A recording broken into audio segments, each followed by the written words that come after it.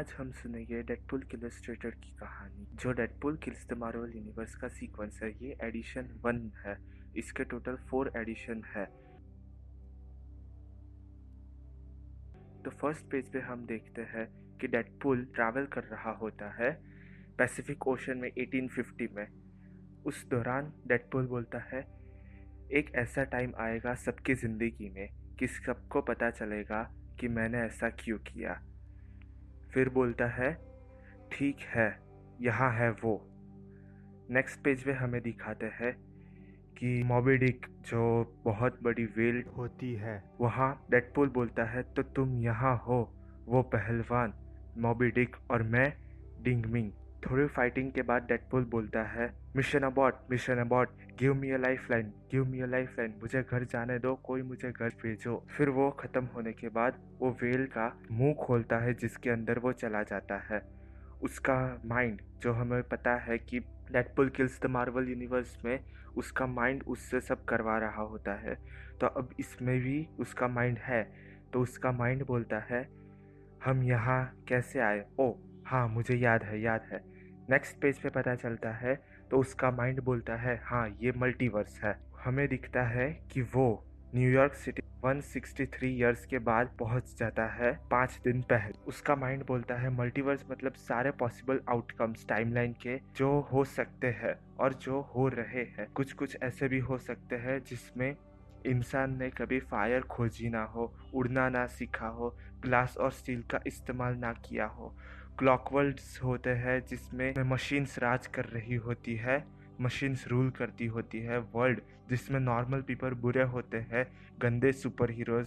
World जिसमें मैंने सारे पीपल को मार डाला है। जो सब शुरू हुआ है सिर्फ एक झूठ से। नेक्स्ट पेज पे डेडपूल बोलता है अंत करीब है लेकिन वो कभी खत्म नहीं होने वाला था, है ना? वो खुद से पूछता है। मैं मारता रहा और बस कभी कम नहीं हुआ। वहाँ हमेशा एक और स्पाइडरमैन, एक और कैप्टन अमेरिका, एक और मिस मार्वल होती ही है। फिर उसका माइंड बोलता है सारे सुपर हीरो एक मल्टीवर्सनल कॉकरोच है। नेक्स्ट पेज पे डेडपूल बोलता है तुम्हें लगता है इतना सब करने के बाद वो लोग मुझे चैन से मरने देंगे? माइंड बोलता है ट्रिगर दबा के देख लो। फिर वो ट्रिगर दबा देता है। फिर माइंड बोलता है ओ ये पहली बार नहीं है कि तुमने दीवारों को अपने खून से रंग दिया हो, लेकिन अगर तुम्हें एक्सिस्टेंशियल लिम्बिलिकल कॉर्ड के लिए काम कर रहे हो तो शायद तुम मर सकते हो अंत में। शायद उस जगह पे जल्दी हील हो जाते होगे, डुप्लीकेट्स बना पाओगे, पहले से और ज्यादा ताकतवर बन जाओगे, या ब्लैक मैजिक से पैदा होगे, या वही डेडपूल उसको काटते हुए बोलता है हाँ पता है, पर अगर मैंने अभी कुछ नहीं किया तो मेरी आत्मा दुकानों में बेची जाएगी। डेडपूल फिर बोलता है शायद मैं गंदा छोटा पपेट हूँ लेकिन मैं पपेट हूँ। माइंड बोलता है फिर ये महत्व नहीं है कि तुम उनके इन्फ्लुएंस से निकल गए हो।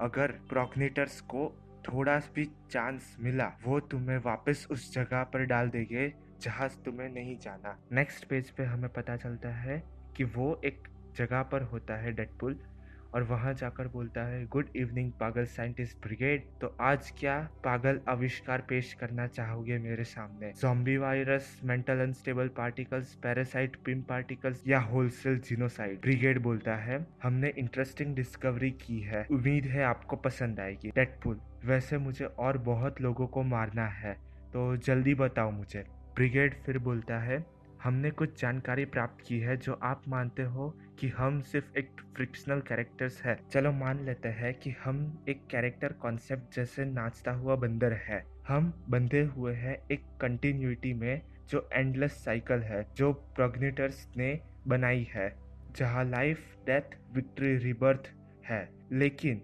तुम सेल्फ अवेयर हो, लेकिन तुम्हें यहाँ से फ्री होने के लिए कुछ और बनना पड़ेगा जैसे कि मेटासिडल। नेक्स्ट पेज पे ब्रिगेड बोलता है आपने करोड़ों रियलिटी डिस्ट्रॉय कर दी होगी। क्रिएटर्स को फाइंड करने के लिए वो जो भी है उन्होंने अपने आप को बहुत अच्छे से प्रोटेक्टेड किया है। आप उनको डरा सकते हो जहाँ वो छुपे हैं, लेकिन वो जस्ट लिख कर आपके मुसीबत और बढ़ा देंगे। आप जो थियरी कह रहे हो वो इनटर्मिनेबल साइकिल है, हंटिंग और किलिंग की, लेकिन हमने रास्ता ढूंढ लिया है, एक हिडन मेटावर्स, और हम मानते हैं कि नॉन-एनिटीज जो वहाँ एग्जिस्ट करती है वो वही की फिक्शन है। फिर डेडपूल बोलता है कि तुमने इतना कुछ कह दिया लेकिन मेरे भेजे में कुछ नहीं घुसा। फिर ब्रिगेड एक थियरी पेश करता है। फिर ब्रिगेड बताता है कि वो एक रियलिटी के ऊपर एक और लेयर्ड है जो रियलिटी की है, जिसमें कैरेक्टर्स जो हम कैरेक्टर्स है वो जिसको हम आइडियावर्स बोलते हैं, जो कैरेक्टर इस आइडियावर्स में है वो सारे इंस्पिरेशनल ब्लॉक्स है, सारे हीरोज और विलन्स। फिर डेडपुल का माइंड बोलता है और हम अगर इंस्पिरेशन को ही मार डाले तो हीरोज कभी पैदा ही नहीं होंगे। फिर डेडपुल बोलता है ओ आई लाइक इट, लेकिन इसका मतलब तुम्हें पता है अब तुम आगे मेरे और कोई काम के नहीं हो। फिर डेडपुल बोलता है अब मुझे एक चीज करनी पड़ेगी जिसका मुझे पहले से डर था। फिर नेक्स्ट पेज पे हमें दिखाते हैं कि वो न्यूयॉर्क पब्लिक लाइब्रेरी में होता है, जहाँ वो पढ़ रहा होता है कुछ किताबें, लेकिन वो इतनी बोरिंग होती है कि वो उसको बंद करके अपना सिर पकड़ के बैठ जाता है। फिर वो बोलता है नहीं, अब एक और भी नहीं, मैं और मिलियन स्पाइडरमैन को मार डालूंगा लेकिन एक और वर्ड इसका पढ़ नहीं पाऊंगा। फिर उसका माइंड बोलता है कि अगर इसी स्पीड से तुम पढ़े तो पूरी जिंदगी लग जाएगी लेकिन हमें आइडियावर्स के बाहर निकलने का रास्ता नहीं मिलेगा। फिर उसका माइंड बोलता है वहाँ सिर्फ एक ही जाने का रास्ता है। डेडपूल बोलता है हाँ हाँ पता है, उन सबको मार डालना है। फिर वो बिल्डिंग पे होता है और साइंटिस्ट से बात कर रहा होता है। साइंटिस्ट उसको बताता है कि हमने रीड रिचर्ड्स जो फैंटास्टिक फोर का एक कैरेक्टर है उसकी वॉच में हमने होल पंच कर दिया है आइडियावर्स में जाने के लिए। फिर ब्रिगेड बोलता है कि आइडियावर्स में टाइम कांस्टेंट नहीं है, लेकिन तुम्हें यहाँ से जाने के लिए स्पेस और टाइम रैंडमली मूव करना पड़ेगा। फिर डेडपूल बोलता है तुमने अच्छा काम किया, तुम सब ने अच्छा काम किया, अच्छा है मैंने तुम लोगों को अपने साथ ही रखा, मैंने एक फेयरवेल प्रेजेंट रखा है तुम लोगों के लिए। इतना बोल के वो पोर्टल से जा रहा होता है, तब बोलता है ठीक है दोस्तों गुड बाय, और डॉक्टर अपना बुरा से बुरा आविष्कार बनाते रहो। नेक्स्ट पेज में ऐसा बोल के वो जाता है कि मैं भी अपना सबसे हो सके उतना बुरा काम करूँगा। फिर डॉक्टर ब्रिगेड बोल रहा होता है अब फेज 2 स्टार्ट करते हैं। दूसरा साइंटिस्ट बोलता है कि जल्दी करते हैं क्योंकि अगर थोड़ा सा भी कोलैप्स बाहर किया तो पूरा आइडियावर्स में बहुत बड़ा एग्जिस्टेंस का फेल हो जाएगा, हमने उसको ये ज़रा भी नहीं बताया है। फिर डॉक्टर ब्रिगेड बोलता है अगर सारी चीज़ टाइम के हिसाब से हुई तो आप लोग रेडी हो जाओ अपने गिफ्ट के लिए। फिर एक चॉपर आता है उड़ते हुए जिस पे डेडपूल का फेस होता है और वो बोलता है कि हाँ तुम लोगों ने बहुत सारा काम किया है, अब थोड़ी मालिश भी करवा दो। नेक्स्ट पेज पे डेडपूल का ब्रेन बोलता है कि अगर तुम्हें पता हो तो तुम नेगेटिव जोन में एंटर कर चुके हो।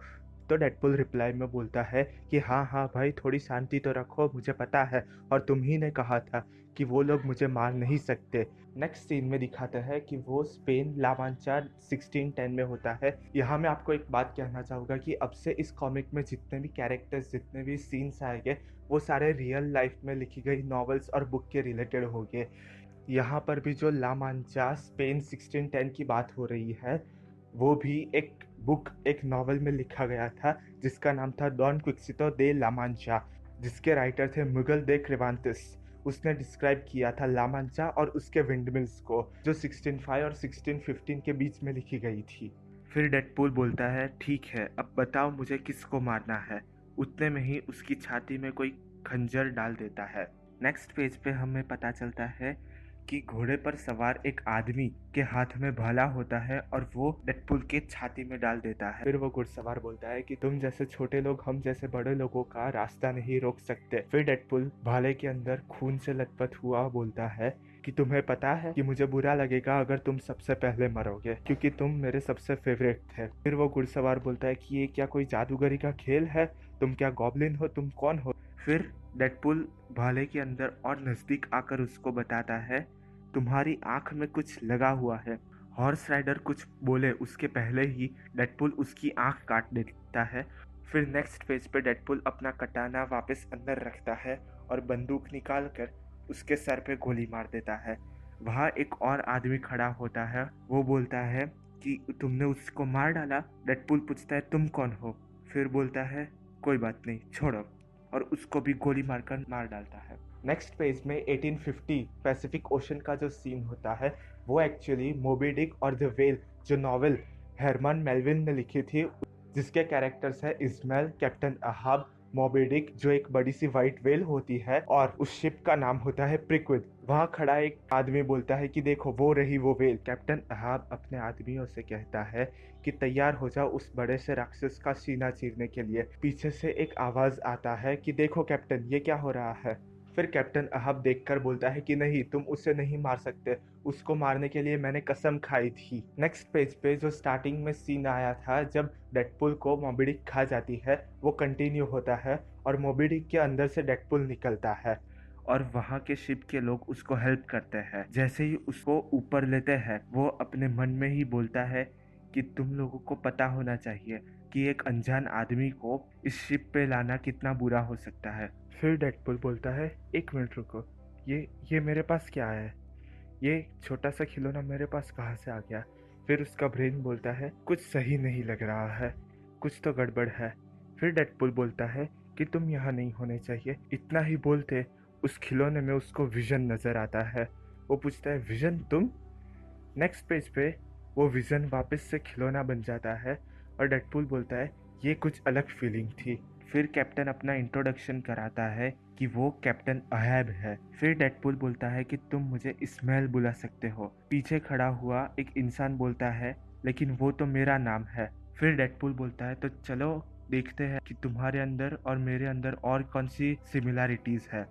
फिर वो बोलता है मेरे हाथ में एक खंजर है और अब तुम्हारी छाती के अंदर एक खंजर है। इतना बोल के वो उसको मार डालता है। लास्ट पेज पे लंदन 1895 का सीन होता है जहाँ डेडपुल जो टाइमलाइन चेंज कर रहा है उसका इफेक्ट आना शुरू हो गया होता है। वहाँ एक आदमी पेपर बेच रहा होता है जिसपे लिखा हुआ होता है कि एटमॉस्फेरिक फेनोमेनन अचानक चेंज हो रहे हैं और पीछे ही 221 भी बेकर स्ट्रीट होती है। जो ये 221 भी बेकर स्ट्रीट है वो शेरलॉक होम्स और डॉक्टर वॉटसन का रहने का घर है जो बहुत ही फेमस फिक्शनल कैरेक्टर्स है जिसका जिक्र the adventures of Sherlock Holmes में किया गया है जिसको लिखा गया था आर्थर कॉनल डॉयल ने। तो हमारी कॉमिक बुक के नेक्स्ट सीन में दिखाते हैं कि डिटेक्टिव लिस्ट्राड जो भी एक कैरेक्टर है इसी बुक के जो शेरलॉक होम्स के लिए एक चीज लेकर आया होता है। वो पूछता है कि तुम्हें पता है ये क्या है, तुम्हें इसके बारे में कोई भी जानकारी है। तो शेरलॉक होम्स रिप्लाई में बोलता है कि नहीं, ऐसी चीज़ मैंने आज तक कभी नहीं देखी, लेकिन तुम्हारा बहुत बहुत शुक्रिया इसे मेरे पास लाने के लिए। तो डिटेक्टिव लिस्ट्राड पूछते इसका कुछ नाम वाम कुछ है। तो शेरलॉक होम्स बोलता है कि ये एक मैसेज है मेरे प्यारे डिटेक्टिव। और फिर शेरलॉक होम्स अपना फेमस डायलॉग बोलता है द गेम इज अफुट। और यहीं पर हमारा फर्स्ट एडिशन का एंड होता है। सेकेंड एडिशन देखने के लिए हमारी चैनल कॉमिक विला को विजिट करें। Thank you.